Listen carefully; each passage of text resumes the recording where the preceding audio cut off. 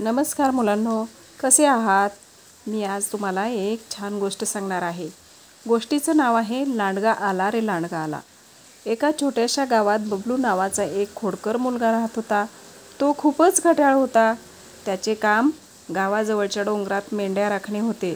रोज सकाळी तो मेंढ्यांना घेऊन डोंगरावर जात असे आणि संध्याकाळी परत यायचा.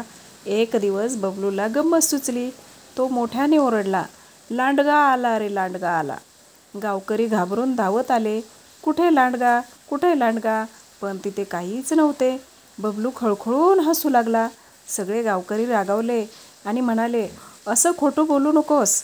बबलू, एक दिवस खरंच काही झालं तर कोणी येणार नाही.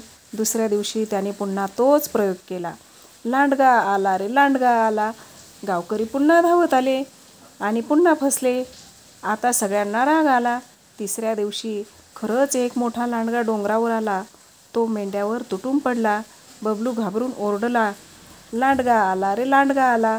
खरंच आला, खरंच आलाय. धावा, मदत करा. पण यावेळी गावकरी म्हणाले, बबलू पुन्हा खोटं बोलतोय. कोणीच गेले नाही. लांडग्याने काही मेंढ्या फाडल्या आणि बबलू फारच दुःखी झाला. त्याला आपली चूक कळली.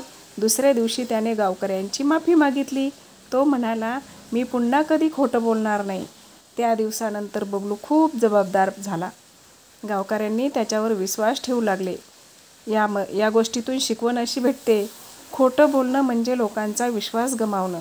एकदा विश्वास गेला की खरं सांगितल्यावरही कोणी ऐकत नाही.